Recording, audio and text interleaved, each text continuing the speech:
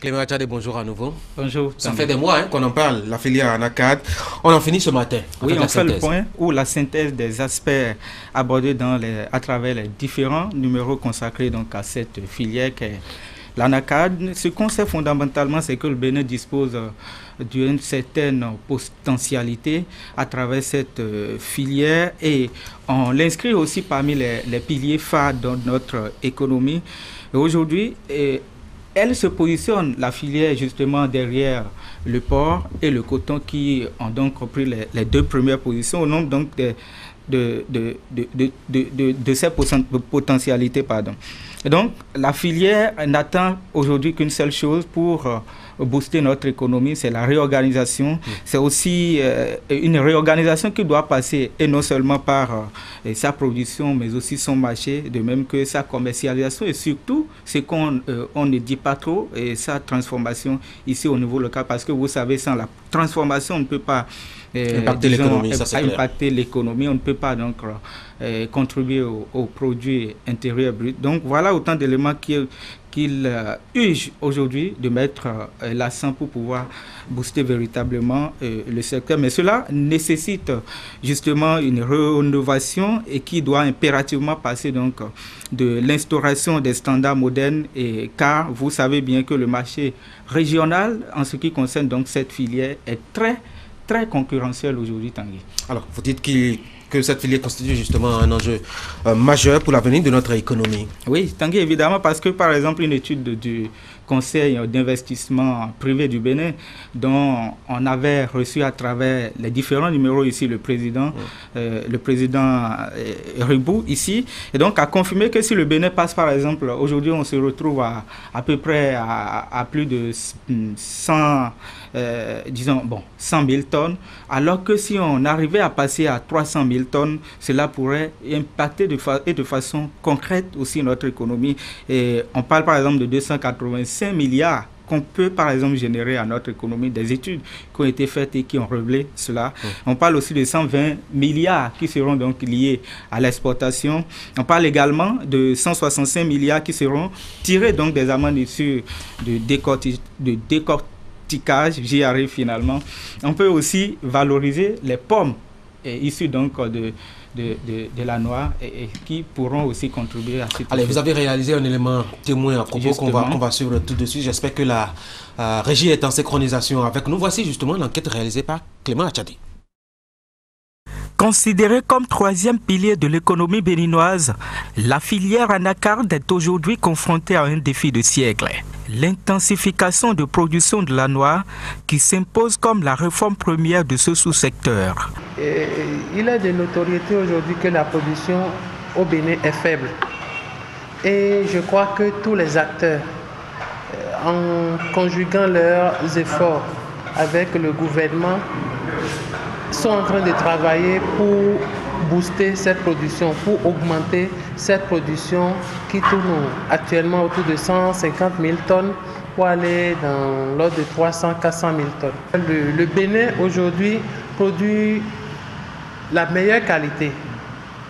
Et donc notre défi, c'est de pouvoir augmenter la production pour quand même obtenir aussi une place de choix en ce qui concerne la quantité que produit le Bénin.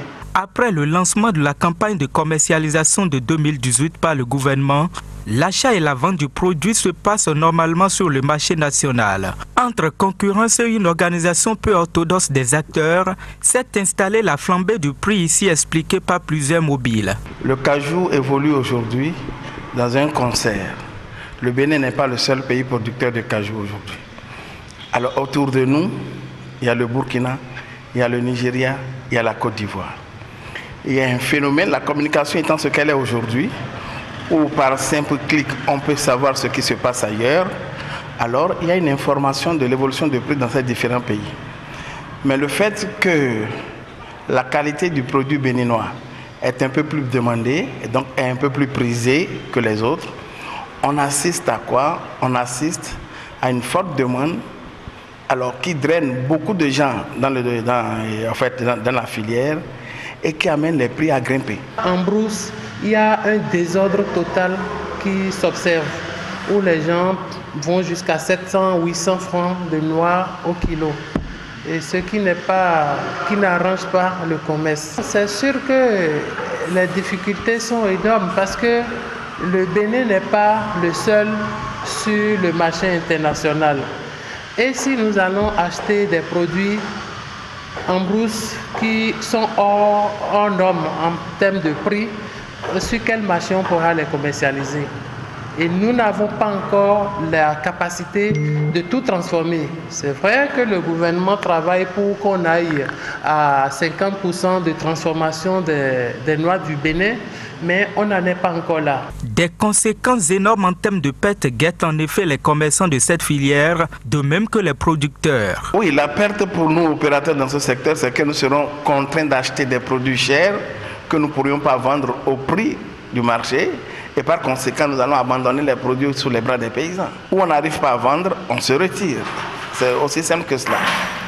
Alors, ce qui se passe au Bénin, c'est comme si le Bénin, les Béninois que nous sommes, nous nous comportons comme un dieu de la NACAD, alors qu'il y a les autres pays. Si les Indiens n'arrivent pas à s'approvisionner chez nous, ils iront en Guinée-Bissau, ils iront en Côte d'Ivoire, ils iront au Nigeria, ils iront au Burkina. D'accord? Maintenant, il va falloir qu'on arrive à discipliner les gens pour éviter que les produits ne soient abandonnés aux paysans. Et pour ce faire, la transformation locale apparaît comme la solution économique durable, pouvant servir de mesure préventive et surtout permettre à la filière de contribuer au produit intérieur brut du pays. Cependant, des barrières ne favorisant pas cette transformation existent. Il faut d'abord féliciter ceux qui ont commencé par essayer de transformer. Transformer, ce n'est pas facile. Alors, transformer, aujourd'hui, le cajou coûte excessivement cher. Il faut mobiliser d'abord assez de moyens pour aller à la transformation. Premier élément. Ces moyens, on n'arrive pas à les mobiliser avec nos banques de la place, tout simplement parce que la filière, le secteur, n'offre pas encore de véritable crédibilité aux banques. Il y a ce qu'on appelle toujours forcément des sous-produits. Alors, l'acheteur international qui vient sur le marché béninois pour acheter les noix transformées, achète ce qui est bon, ce qui est meilleur. Le reste, il laisse. Ou s'il ne le laisse pas, il l'achète à un prix dérisoire. Lorsqu'on fait tous ces éléments de calcul, chacun a peur, tout le monde a peur d'y aller. Alors, il faut d'abord commencer déjà par tirer coup de chapeau au gouvernement en place, parce qu'on sent une bonne volonté. Il y a pas mal de forats et d'ateliers qui ont été organisés déjà. Cette volonté politique de l'État central se traduit aussi par les nouvelles mesures de la loi des finances 2018 relatives à l'exportation de la noix brute. Nous, aujourd'hui, avec la nouvelle loi des finances, c'est clair que tout exportateur qui doit envoyer ses produits à l'extérieur doit pouvoir payer cette taxe qui est de 60 000 par tonne. La taxe est maintenue. La taxe est maintenue et officialisée. Ce qui veut dire qu'en faisant nos contrats cette année, nous allons tenir compte de cette taxe-là. Nous lançons un appel aux autorités pour nous aider à vraiment verrouiller les frontières et à vraiment contrôler les prix sur le terrain. On a suivi votre élément très intéressant. Oui. On espère que les défis et tout ce qu'il y a comme réforme soient mis en œuvre afin que la filière puisse véritablement booster notre économie. Merci beaucoup à vous pour l'enquête. Mesdames et messieurs,